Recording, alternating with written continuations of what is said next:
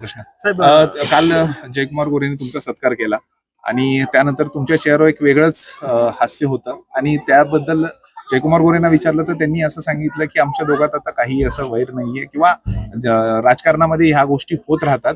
पण त्यांनीही आता कधी मला कुठल्या कार्यक्रमाला बोलवलेलं नाहीये, मात्र मी आवर्जून त्यांना फोन केला होता आणि त्यांनी त्या मान दिला माझ्या शब्दाला.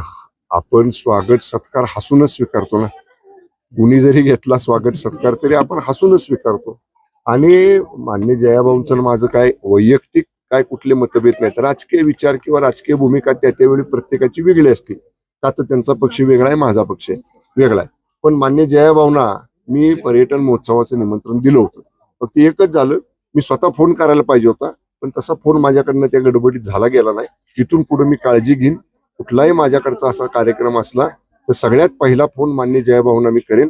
आणि मला वाटते मी जसा त्यांच्या शब्दाला मान देऊन कार्यक्रमाला गेलो, माझं कर्तव्य पण होतं ते. का तर मी जिल्ह्याचा पालकमंत्री आहे आणि मान्य मुख्यमंत्री येत आहेत, मान्य केंद्रीय कृषी मंत्री महोदय येतात.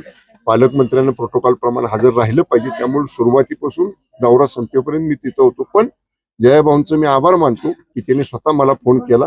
आणि शेवटी राजकीय विचार वेगळे, राजकीय भूमिका वेगळी आणि मित्रत्वाचे नातं किंवा व्यक्तिगत संबंध वेगळे. त्यामुळे व्यक्तिगत संबंधाची राजकीय सळमिसळ करणं बरोबर नाही. साहेब, नोंदी सापडत नाहीत म्हणून मनोज जरांगे पाटील 30 तारखेपासून आमरण उपोषण करणार आहेत आणि ते समितीवर देखील नाराज आहेत.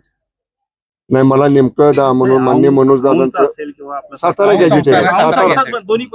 गॅजेटेरचा त्यांचा सगळ्यात मोठा आग्रह होता. आणि पाठीमागच्या काळामध्ये मान्य शिंदे साहेब मुख्यमंत्री असताना हा सगळा विषय मान्य चंद्रकांत दादा पाटील आणि आम्ही त्या समितीवरती होतो.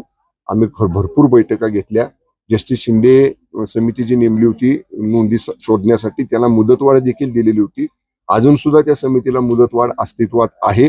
फक्त काय समजा काम स्लो आहे असं जर मान्य मनोज दादांचं म्हणणं असेल तर मुंबईला गेल्यानंतर मान्य विखे पाटील साहेब ह्या समितीचे आता अध्यक्ष आहेत. शेवटी आम्हाला मान्य अध्यक्षांशी चर्चा करावी लागेल. अध्यक्षांशी आम्ही बोलू आणि योग्य त्या पद्धतीनं त्याच्यातल्या सुधारणा मान्य अध्यक्ष त्यांच्या विभागाला देतील. चला.